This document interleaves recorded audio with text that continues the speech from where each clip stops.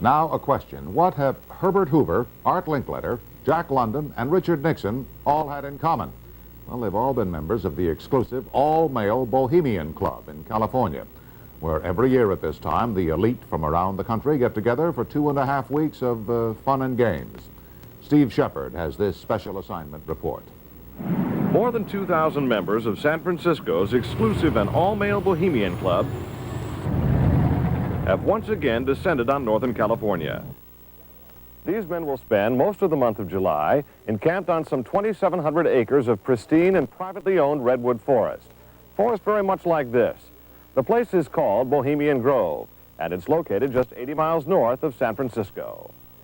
The Grove is the Bohemian Club's summer retreat, and its facilities are hidden beneath lush forest canopy extending south from the banks of Sonoma County's Russian River. For more than a century, the camp has been a place where club members and guests from all across America gather to relax. The retreat is divided into dozens of small camps, the most prominent of which is called Mandalay. Among its members are businessmen like Leonard Firestone and Edgar Kaiser, and political figures like Gerald Ford, Henry Kissinger, William French Smith, and George Shultz. President Reagan, Vice President Bush, and Defense Secretary Weinberger are members of other camps. Richard Nixon is a Bohemian, and so are high-ranking executives of such companies as Eastern Airlines, Standard Oil of Indiana, and Bank of America. For the most part, the men of Bohemian Grove are over 50, highly successful, and, according to many employees, politically conservative. Well, each year, many of them seem to have a stunt or try to come up with a stunt. Last year, in 1980, the popular button was Free the Fortune 500. Membership in the Grove is by invitation only and is determined by such factors as social standing, occupation, and personal connections. Privacy is one of the Grove's most cherished virtues. Members may not photograph, record, speak, or write about activities at the retreat. While many public officials are Grove members, the press is a distinctly unwelcome guest. We're from ABC News. Well, get back there. Get back there. Can we talk to somebody in the... Get back there.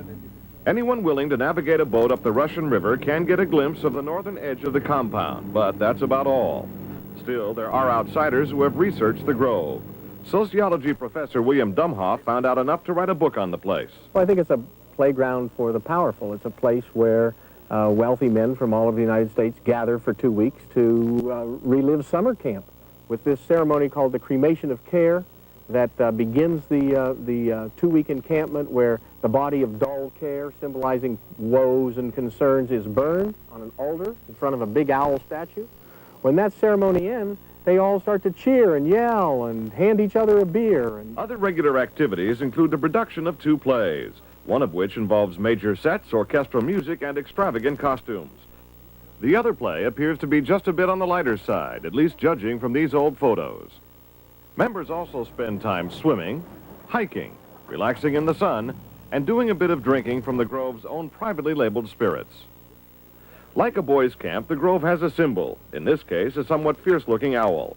It also has a patron saint, St. John of Nepomuk, a legitimate 13th century Bohemian canonized for his sense of honor.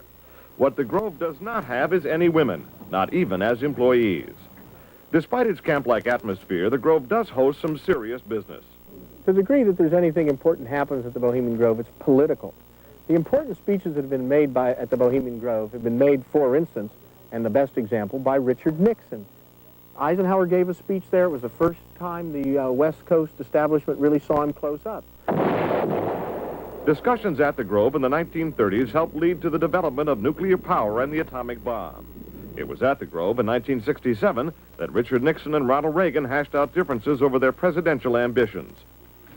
Each year, guests like Henry Kissinger or Zbigniew Brzezinski address members on their areas of expertise.